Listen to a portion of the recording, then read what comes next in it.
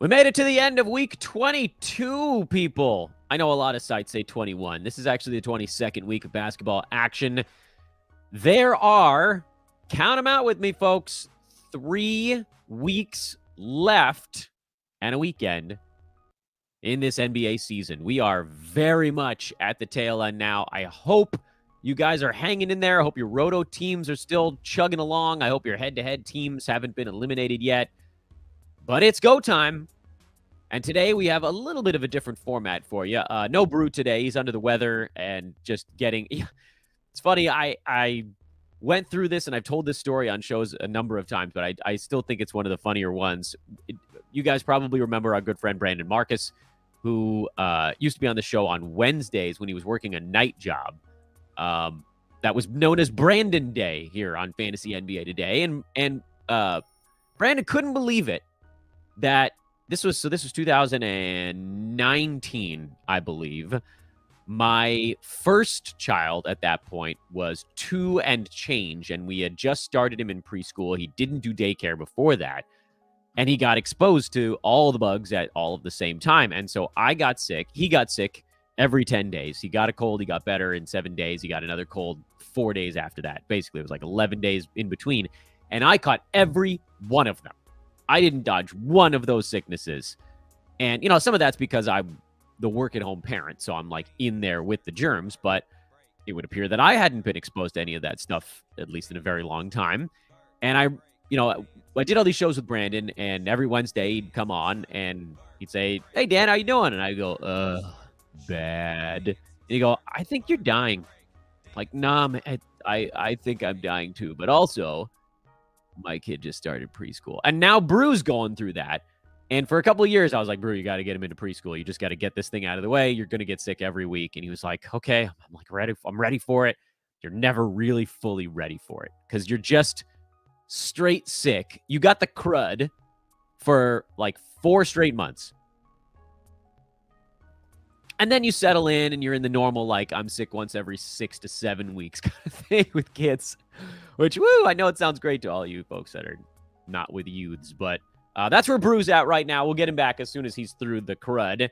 In the meantime, we've got a lot of stuff to go over today. We got a weekend review series of decisions to make, a lot of injury replacement stuff to talk about.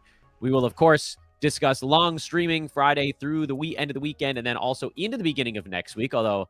as you may recall, on yesterday's pod, we talked at some length about how the beginning of next week is actually a terrible time to try to long stream. It's a very difficult window to front load your roster. So we're going to have to get a little nuance with this stuff, but we're going to do that right now. And welcome to the show. Again, Fantasy NBA Today, live every day these days. Fantasy NBA Today is live every day on YouTube. Recorded editions, iTunes, Spotify, all that good stuff. You can get this show pretty much any place. I hope you will join us on the live edition at some point here because we're having a blast over there. And you get visual aids with the discussion points. That's at youtube.com/sportsethos. To those that are hanging out with us live right now, hello. Please like and subscribe to our YouTube page. And also... find me on Twitter. That goes for everybody. At Dan Besbris, DanBesbris. Dan Besbris on Twitter. SportsEthos.com is the website. Ethos Fantasy BK on Twitter. Check out the Fantasy Pass right now for $5.99. It's so little. Come on. You guys can spend $5.99 on a Fantasy Pass. You get the last premium membership or last month of the NBA season, the premium stuff. You can hang out in Discord and bug all of our pros 24/7. It also comes with our very first ever baseball draft guide and baseball in-season content.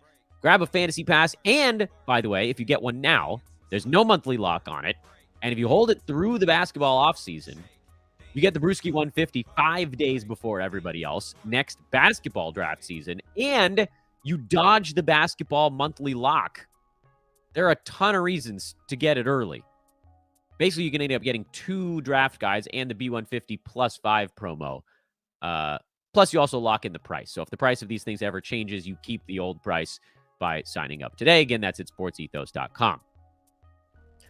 All right, let's get into the weekend review stuff on the show. We'll always start with the ads. The YouTubers, you can see them on your screen. For everybody else, I will read them as we go through them. And while I'm doing that, I was attempting to try to tweet while I was talking, but doing a very poor job of it. But I just want to make sure everybody knows on Twitter what segment of the show we're on.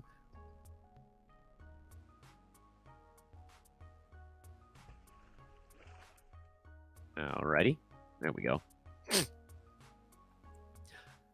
And what I've done this time, I've separated the ads into injury play ads and rest of season ads. I think that's been a point of some confusion on these shows.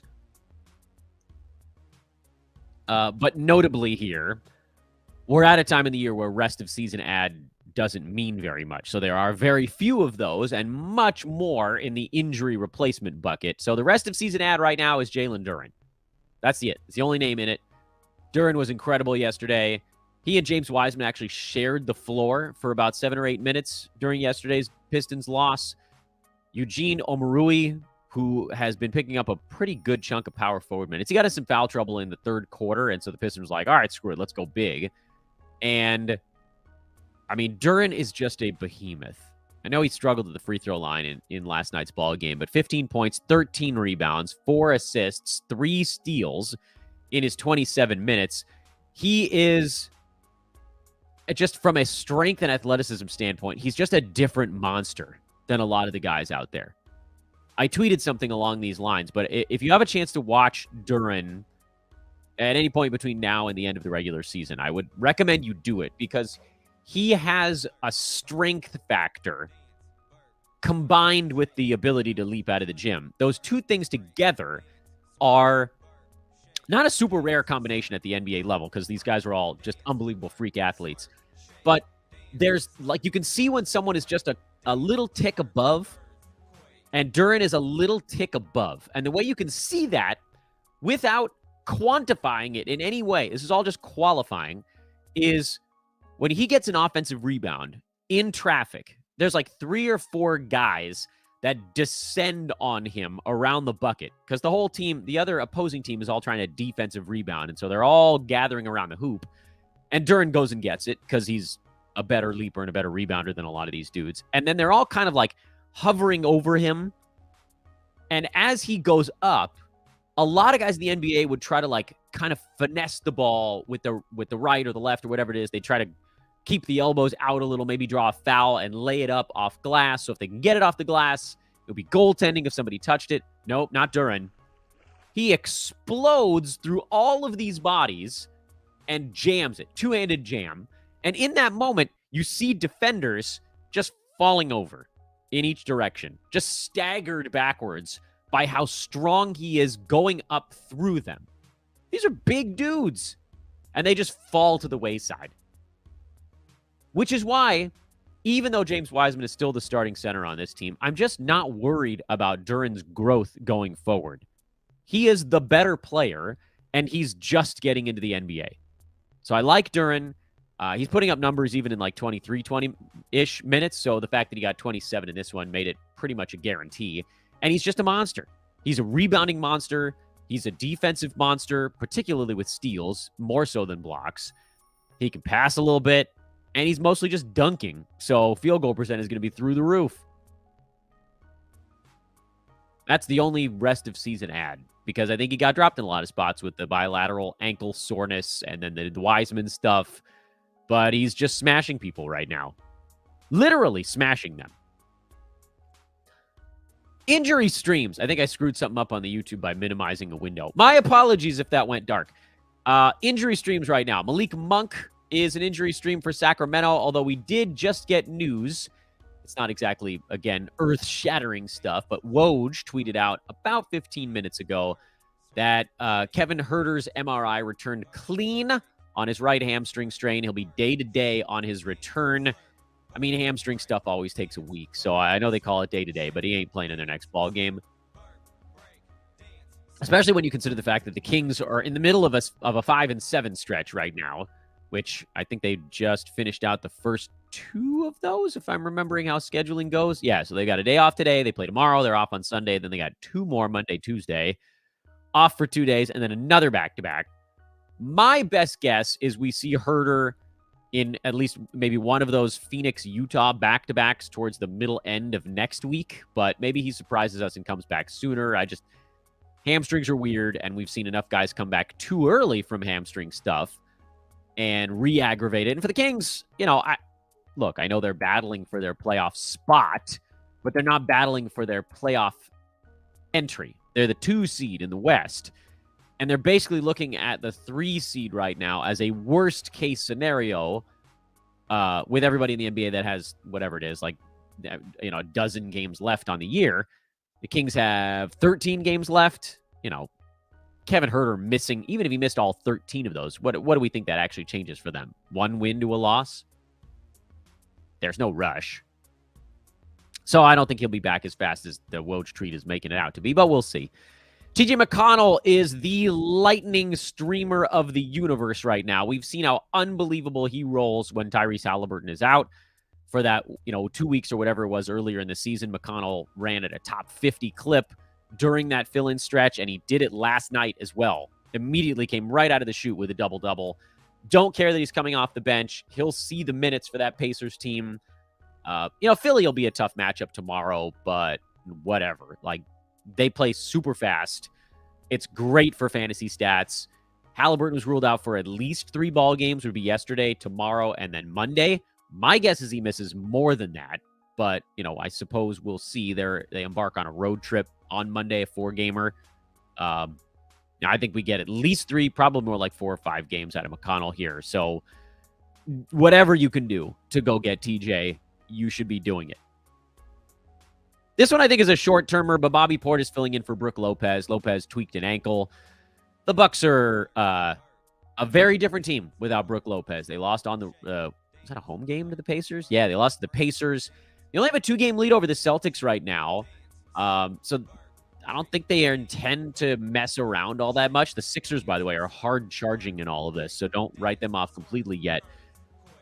So I think Brook Lopez will play basically as soon as his body is able to, but if there's any little window there, then Portis makes sense as a short-term fill-in.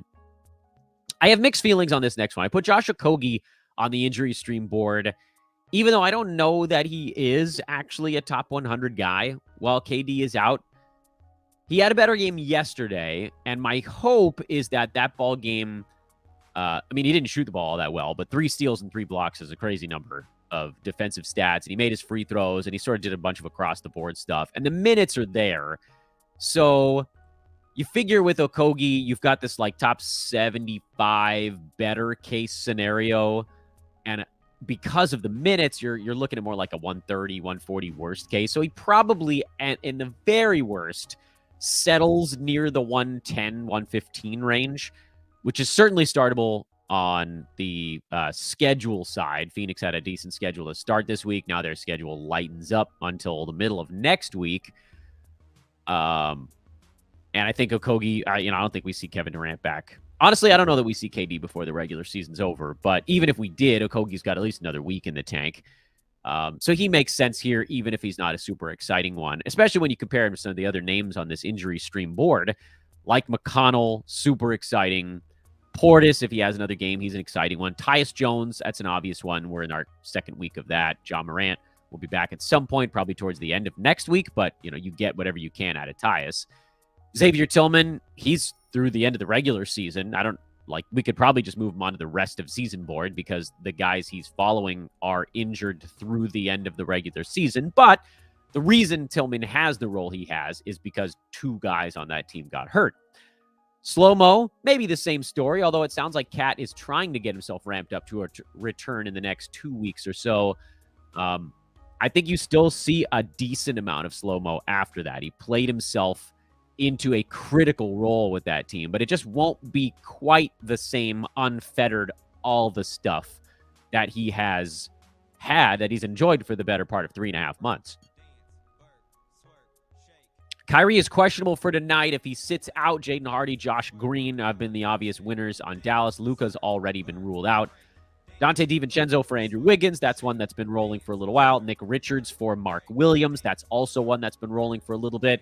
And for Charlotte, we already talked about it. Their schedule does improve by the middle of next week.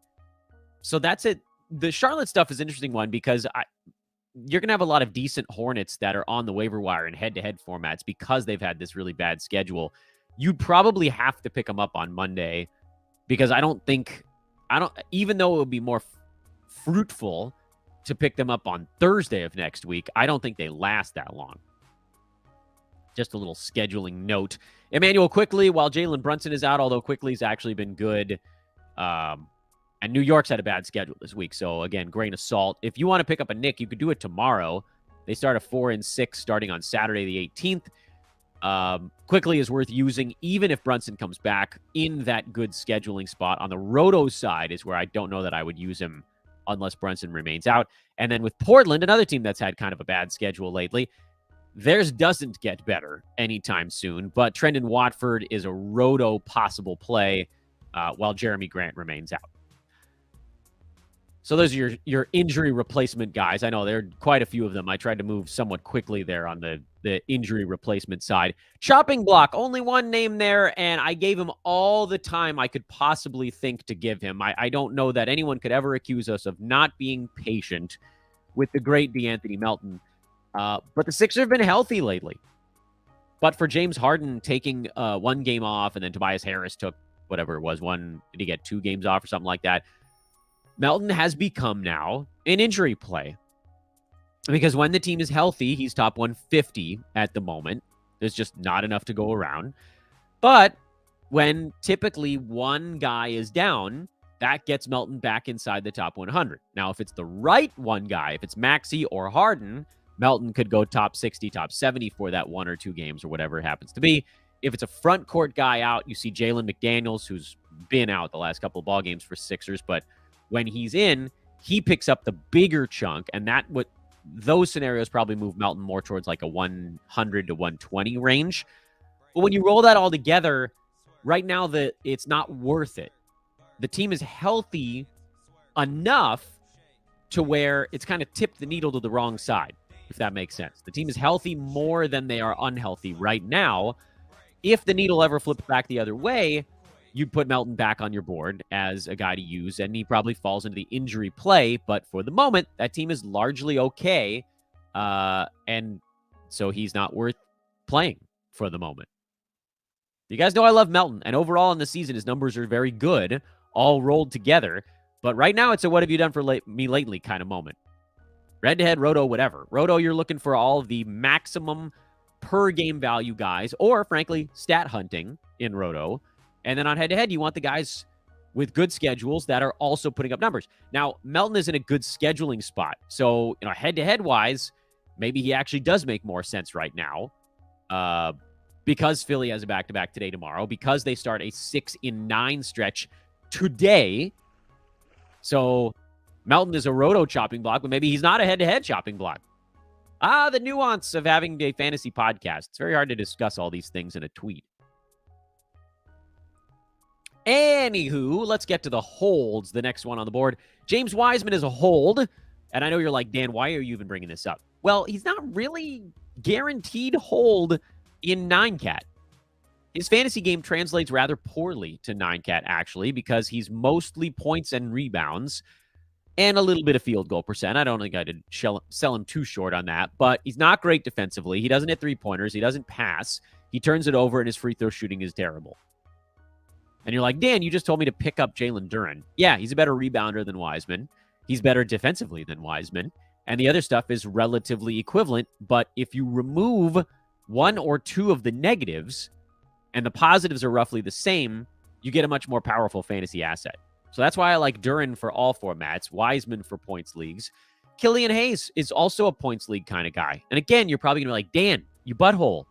Why are you being so mean to Killian Hayes? Well, Jaden Ivey's back. He was supposed to be on a minutes limit, and he played 36 of them yesterday.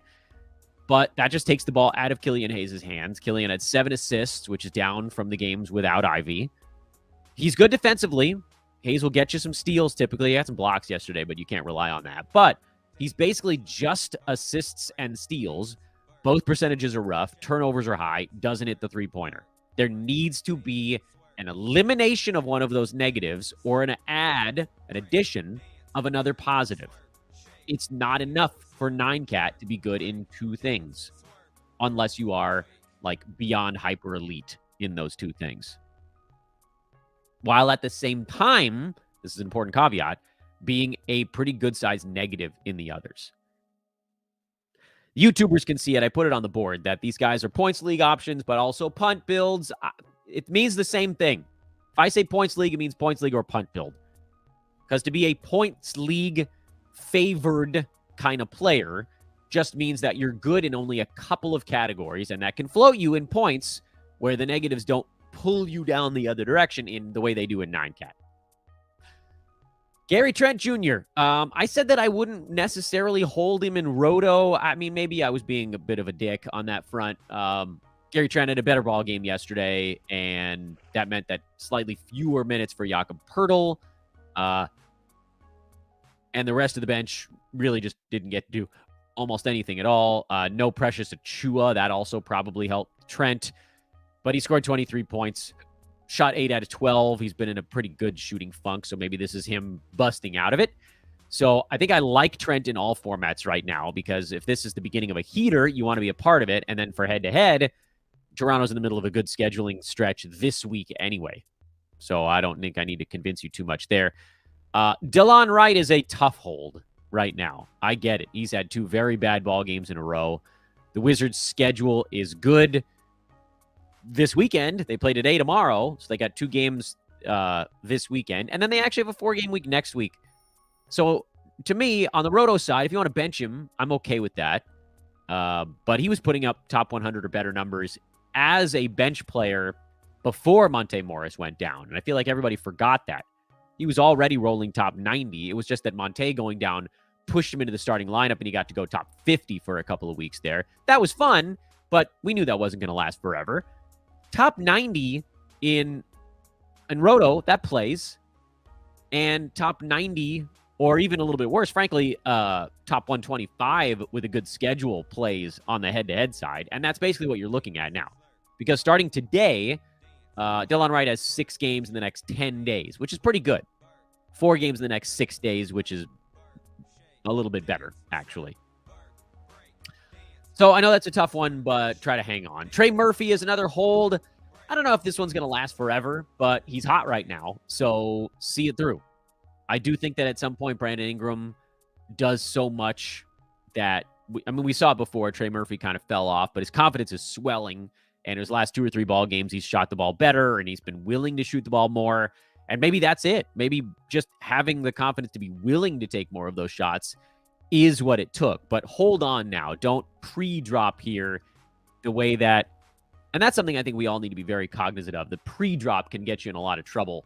I do think that there's a 60 to 70% chance that Murphy at some point tapers off here, but it hasn't happened yet. So, no reason to get out in front of it. And then for New Orleans, they've had kind of a bad schedule coming up to now. Their schedule is okay from a long stream, not even a long stream, but just like a long stretch perspective, because they go every other day between today and Saturday of next week. And then they have a back-to-back Monday, Tuesday of the following week, if your playoffs go that far. But, of course, because of the way that the dates line up, that only gives them a 3-game week next week. I actually think 3 games out of Trey Murphy is good enough. And 5 over 10 days is probably good enough to play Trey. But it's borderline. So, I wouldn't kill you if you went the other direction. And very quickly here, the watch list. Rodney Magruder is on the watch list. And the watch list is typically guys that I just sort of don't believe are going to be able to hold it together long enough for us to trust them. But, Magruder, if Detroit, what is Detroit's schedule? They're terrible next week, but it gets better again after that. Like, that might be a time to look at Magruder. Aaron Nesmith for the Pacers. He comes and goes, but their schedule gets better next week. So this is almost like a head-to-head play, looking ahead type of board. Jordan Nwora also on the Pacers with a good schedule coming up. Karis LeVert, who's been getting more playing time with Jared Allen out, but the Cavs schedule actually stays kind of bad. So, he's one that I don't think I'm picking up regardless. But that's the watch list, and that is your week in review part of the show, but we still have more to cover. But before I do, I want to remind everybody on the YouTube side, this is a YouTube-only promo, to please throw your questions in the chat room for the end of the show, because we're going to do a long streaming discussion here in just a minute or so. But then I'm going to go through the chat room, and there have been a lot of questions that have dumped in there, especially if you're new. And if you're new, tell me you're new in the question you ask, and I'll spend a little extra time on it. Love the newbies. And if you're hanging out, like and subscribe. 39 likes, is that where we're at right now? That's pretty good. It's actually pretty solid considering 50 some odd of you are watching. So please do like and subscribe if you're hanging out with us on YouTube. I also want to put a tweet out here to let folks know that we're moving into the schedule portion of the show, and then we'll dive right back in. Moving into I'm going to say it to you while I'm typing it. Playoff streaming board partner. Okay. And let's see if we can get one more little bump here.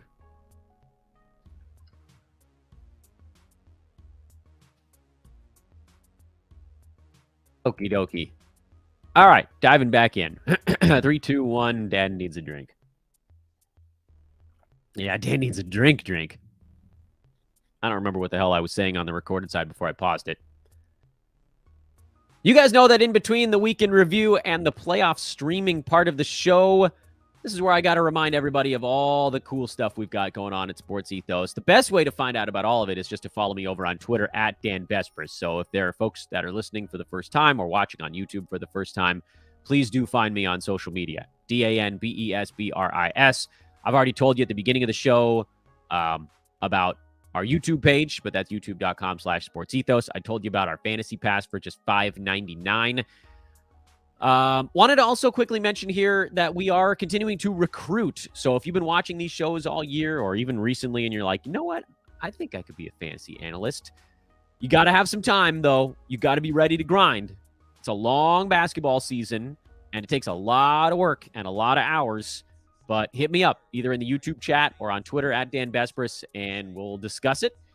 We're also continuing to look for folks that want to cover teams, not in a fantasy sense. If you've got a team that you are just hyper passionate about and you want to start a podcast about them, hit me up. We can talk about that too. We've launched about 5 or 6 shows in the last month, which is just crazy and awesome as Ethos continues to grow, and I continue to see my heart swell with pride as Ethos grows. Anyway, let's talk schedule streams here. So this is where we need to really look ahead a little bit, because we've talked about the weekend a few times already as kind of a look ahead. A lot of teams have 2 games over the weekend, and depending on when they settle, you may get them in different points.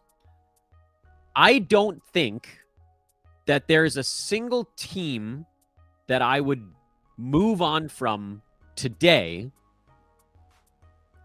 unless I had an abundance of weekly moves left or someone got injured. But that's always the caveat, because you guys know, and I'll say it on every single damn streaming show we do, when I make a move in long streaming in my fantasy playoffs, and this is again provided my playoffs continue into next week, whatever length of time I'm hoping to hold a particular player, I want to gain 2 games played over the length of that long stream. And so if you're just looking for the weekend alone, you can no longer do that. There are no teams in the NBA that right now have 2 more games than any other team over a 3-day span. That would be 2 games versus 0. But every single team in the NBA plays at least 1 ball game between today, Friday, and the end of the weekend on Sunday. On top of that, the beginning of next week is a dumpster fire for front-loading your schedule. It's an awful little juncture here in long streaming. The Knicks have 3 games in 4 days to start next week, but they only have 1 game in 3 days to finish this week. So unless you don't need an extra game this weekend, that becomes a really difficult team to pick up. Sacramento, similar story. They start next week with a back-to-back at Utah and then back home hosting Boston. What a hard way to end a road trip. They go 4 games on the road, 4 and 6 nights to end the road, and then come back from altitude to host the Celtics on a back-to-back. Woof. Sorry, Kings. That's a tough one. But the Kings also only have 1 game this weekend. They're in Washington tomorrow. So the only way to front load next week right now is to not care that much about this weekend. Today, maybe, is the note I should throw on the end of there. The only way for that to work is to not care about this weekend today. Now, there are ways where you suffer less making these types of moves tomorrow. Meaning, if you have a player that goes today that either doesn't have a game the rest of the weekend, such as, and you probably don't have that many of these players, but Charlotte, because they've had a terrible week. Cleveland, who we talked about, they're in the midst of a 1 game and 5 day span. That 1 game tonight. Dallas, they're off Saturday and Sunday over the weekend. The Knicks have 1 game tomorrow, but we're talking about teams that have 1 game today and then are off the rest of the weekend. So it's just those 3, as the YouTubers can watch me scrolling through to make sure I don't miss anybody. Charlotte, Cleveland, Dallas. They play tonight, Friday, and then they're off Saturday, Sunday. You probably don't have many Hornets on your team. And if you did, you probably aren't about to dump them for a player that also has 1 game the rest of the weekend tomorrow, because it means you held them because you like them. The Mavericks are interesting, and the Cavs are interesting for this little cross-section of our discussion, because Cleveland had a decent schedule. They had 3 and 4 games over the last 4 days, tonight included. They didn't play on Monday, but it's not the end of the world. And Dallas had 3 games in 5 days to start the week. So also, these are teams where you could have just had players on them, and you wouldn't really have thought that much about it, because 3 games over 5 days to start the week effectively is pretty good, 60% of the days. And better than that for the Cavs if you started on Tuesday. So that means you hadn't abandoned ship on these teams already. If you wanted to abandon ship on Cleveland or Dallas after their game tonight and pick up a King or a Nick, that would be a way to gain 1 game this week, but also front load your schedule next week. So you'd be looking at effectively, if it's Sacramento, it would be a 4-day ad where they have 3 games over 4 days starting tomorrow. And hopefully, if you were comparing that to, say, Dallas, they only have 1 game over that span. Cleveland also has 1 game over that span. You gain 2 games by making that move. If you were moving from a Cavalier or a Maverick to a New York Knick, you'd actually be looking for a 6-day stream, because the Knicks have 4 games over 6 days starting tomorrow. The Cavs have 2. The Mavs have 2.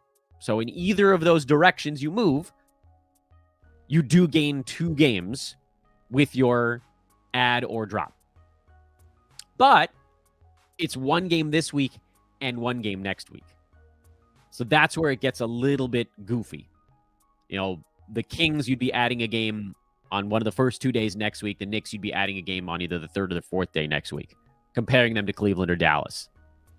So yes, you still fit the Besbris long stream criteria of adding 2 games in 1 move, but they're not coming this weekend. And the reason I bring that up is there are teams, a few of them that we talked about actually during the pre-show for folks that are watching live. Denver, the Clippers, the Heat, the Magic, and the Raptors all have a weekend back-to-back Saturday, Sunday. Tomorrow and Sunday. Now, those teams have bad schedules to start next week, not surprisingly, because a lot of times after a back-to-back or after a decent little schedule pocket, which is what Denver has, teams get a little bit of a breather. Sometimes, not all the time. But like after the weekend back-to-back, Denver goes into a 2-game week. Yikes. Clippers, it's actually the start of a slightly better part of their schedule, but they go into a 3-game week. Miami goes into a 2-game week. Orlando goes into a 3-game week. Toronto goes into a 3-game week that's actually kind of backloaded. So those moves, if you made them, like say, again, we're talking about Cleveland or Dallas right now, as the clubs that you might still have lingering fringy players on that you maybe want to move on from.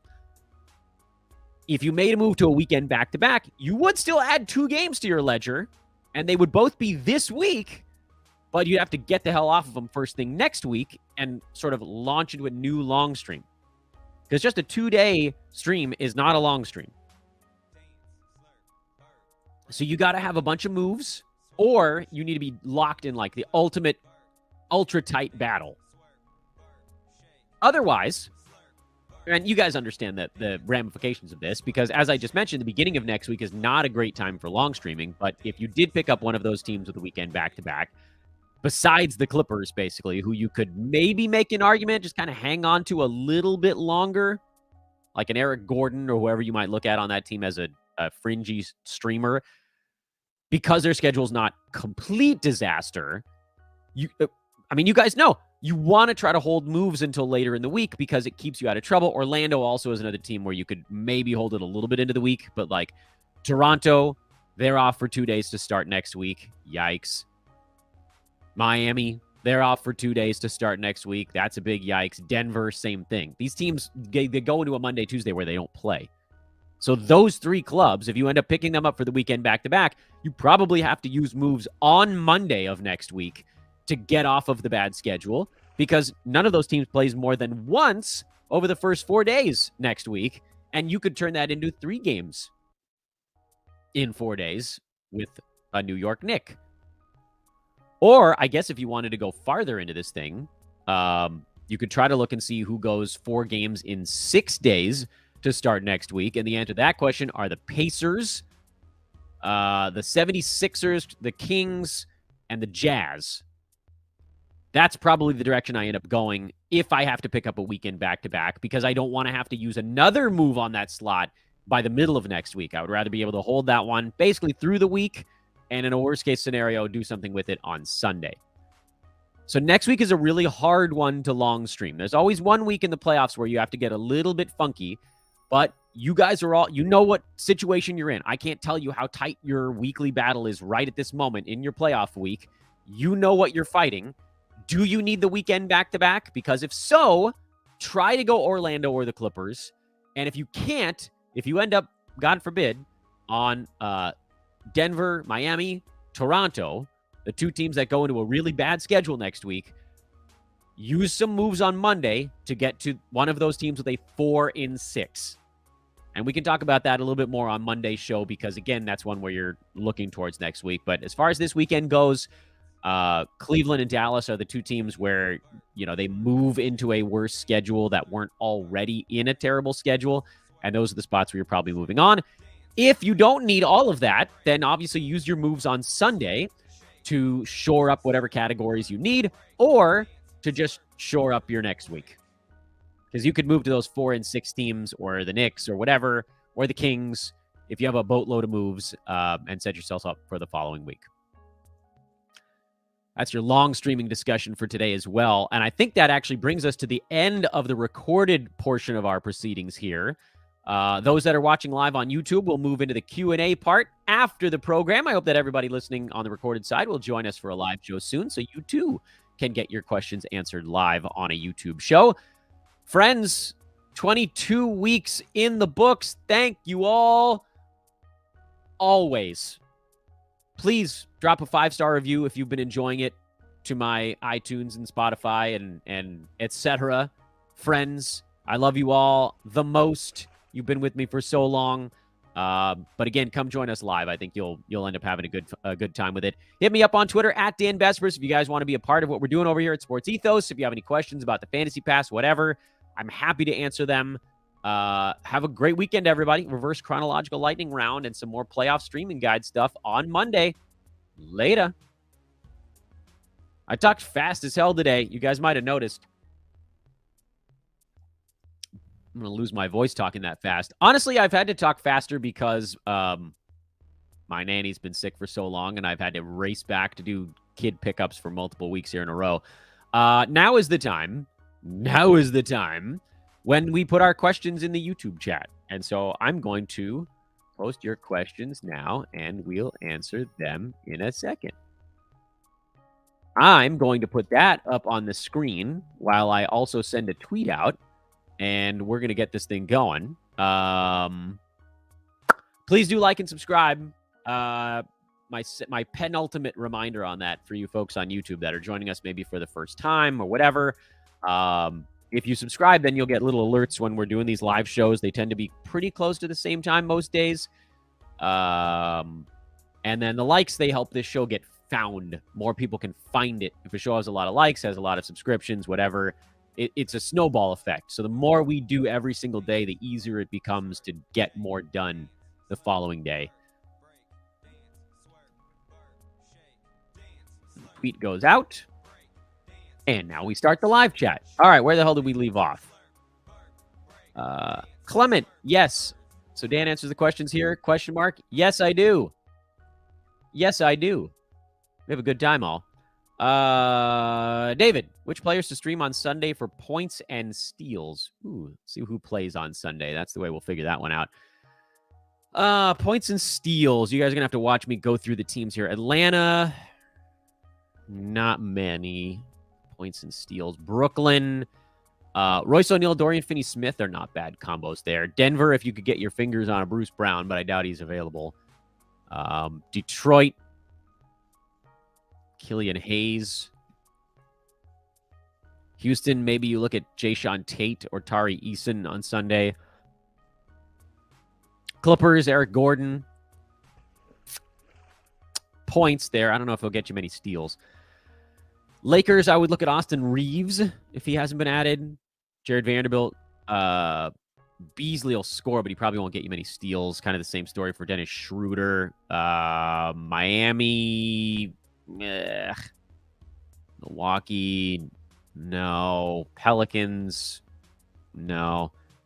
OKC, Orlando. Jalen Suggs would be an interesting weekend one for you, or Cole Anthony. Phoenix, Josh Okogie. Portland, if Trendon Watford's still going, but otherwise, no. Thibault will get you steals, but he won't get you points.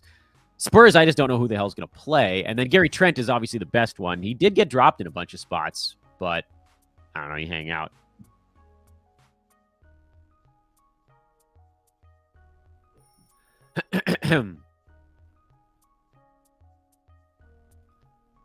Yeah, that was from beginning of the show. Should I drop Tyus for a Saturday-Sunday back-to-back or Sohan for a Saturday-Sunday back-to-back? I would probably drop Sohan. Memphis has games today and tomorrow, so you could actually wait through and just do a drop on Sunday if you absolutely positively had to, Clement. I would try to hold Tyus through next week because I don't think Ja's coming back until Friday or Sunday of next week, and Tyus Jones has been really awesome. Sohan is a big fat question mark. I mean, he probably plays in their games on tonight and Sunday, but we don't really know for sure. So, Sohan, let him play tonight, and then probably punt on Sohan for a back-to-back after that. And a head-to-head weekly games cap. Interesting. Should DeLon Wright be benched? I can't afford any more 20-minute zero. Yeah, you can bench him in a games cap. I'm fine with that. With the Herder day-to-day news, is Monk or TJ McConnell better add for next week? TJ by a lot. This was a joke from earlier in the show. Stephen A. Smith. I know. You guys are... What teams have a 4-game week next week? Thanks again, Dan. Okay. Well, we'll list them off for you here. 4-gamers next week. The Atlanta Hawks. That's 4 over the last 6 days next week. Same thing with Brooklyn. 4 over the final 6 days. Chicago is an every other day. Dallas goes every other day next week. Golden State, Houston, they go every other day. Indy, 4 and 6 to start the week. Memphis goes every other day. OKC is 4 and 6 to end the week. Philly is 4 and 6 to start the week. Same with Sacramento. San Antonio, Washington, 4 and 6 to end the week. And Utah goes 4 and 6 to start the week. Utah was one that I left out there when we were talking a bit about. No, that's not true. I talked about Utah. Utah is really interesting to me, by the way, because a lot of their players probably got dropped on a bad week. So that might be the direction you look. Do you always use a move to end the week if a match is tight, or risk and make the move for next playoff week? You got to get there. You got to get there. So don't risk it. You'll feel really dumb if you tried to save the move for a following week and didn't make it to that following week. I think I just spilled water on myself. I lost Luka all week. Yeah. And Halliburton's been out all week, and KD's been out for a couple of weeks, and tis a stupid time. Happy St. Paddy's Day, everyone. Chris Dunn or TJ McConnell for next week? It's got to be TJ. He's a shoo-in for maximum value.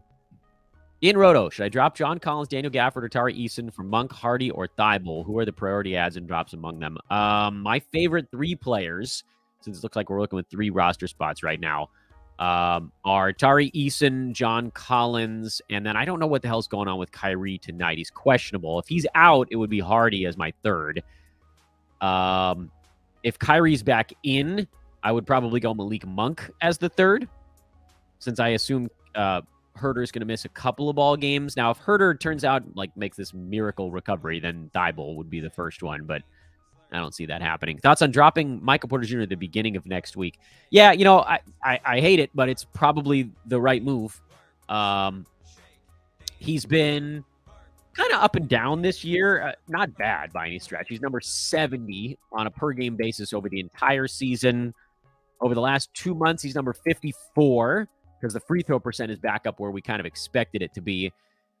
I mean, he profiles probably as a between 50 and 70 kind of guy with a fully healthy Nuggets team. Those are the types of guys that are right on the borderline in a 2-game week. If we think he has a big week, then we feel bad about it. But they do have a tough opponent on Saturday in Milwaukee. The schedule doesn't really get better, per se, until the 30th of March. Not only do they have 2 games in 7 days next week, but they have 3 games in 10 days starting on Monday. So the schedule is bad for a while. I hate that you have to do it, but it's not the craziest thing in the world.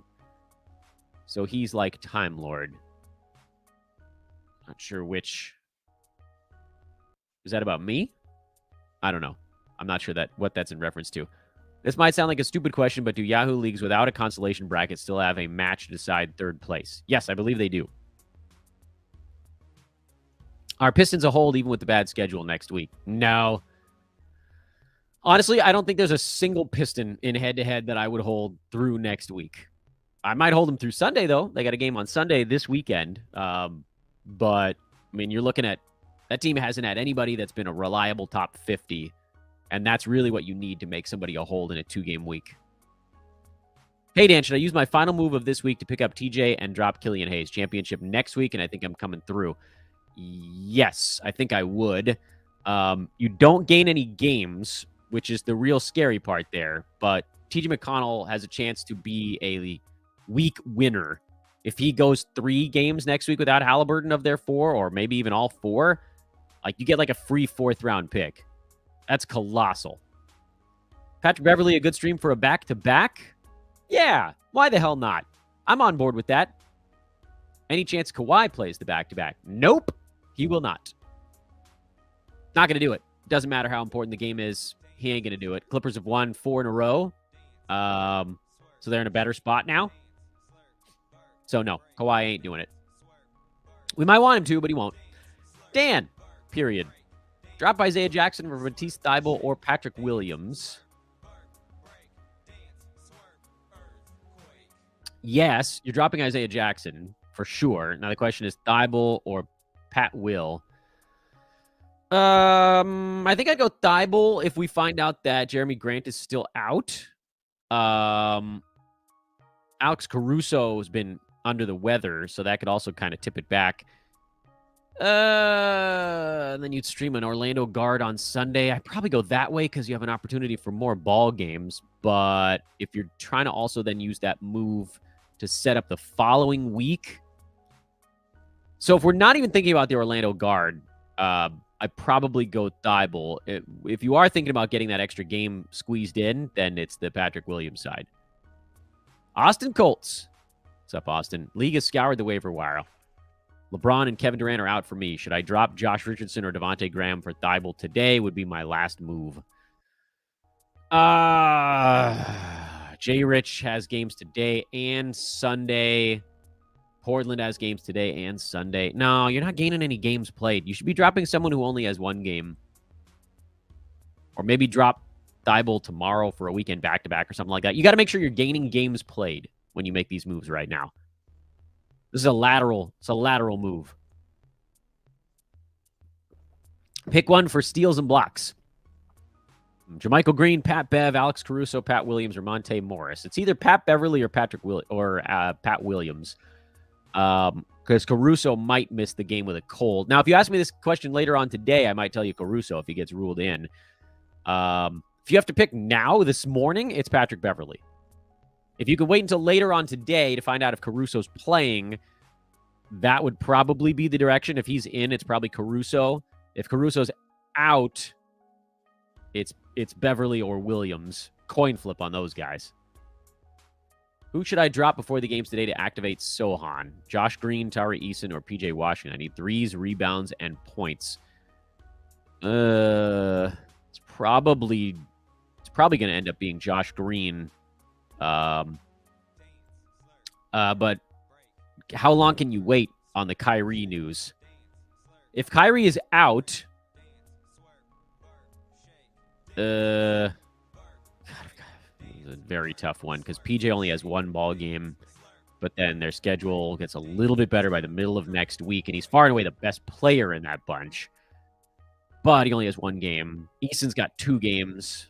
Sohan might have 2 games here. Green only has 1. So here's the thing. I might just leave Sohan in your IL slot if Kyrie's out and get the Josh Green game and then drop Green tomorrow to activate Sohan. Or wait all the way until Sunday and then drop either PJ or Green to activate Sohan, depending on, what we find out about Kyrie. I think I'd probably sit on it the way it is right now. Added Mo for the 3 and 4 yesterday, and he soiled the bed. Tempted to use my second to last move to drop him for Dennis Smith Jr. Dan would wait. The whole point of getting a guy who has 3 games in 4 days is that you only need 1 decent one. And if you get all 3 decent, well, then you've destroyed. But the reason you're maximizing games is because some of them are going to be bad. Hold tight. Do not give up a game. Don't go -1 in games played because a guy had 1 bad one.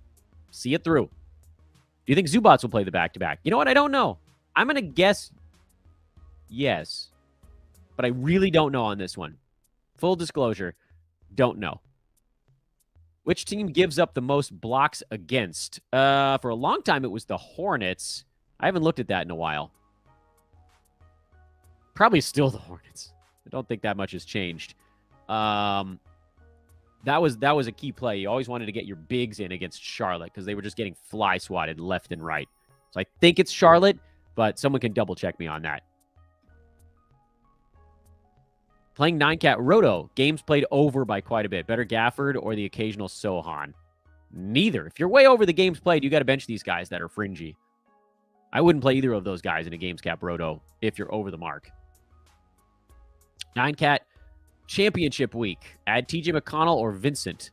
Well, it's 1 of TJ versus 2 of Vincent. Here's the thing. TJ doesn't really shoot the 3 ball. I know he had that one game where he hit like 6 or 7 of them, but basically he never shoots the 3. Did he have any yesterday? He had 1.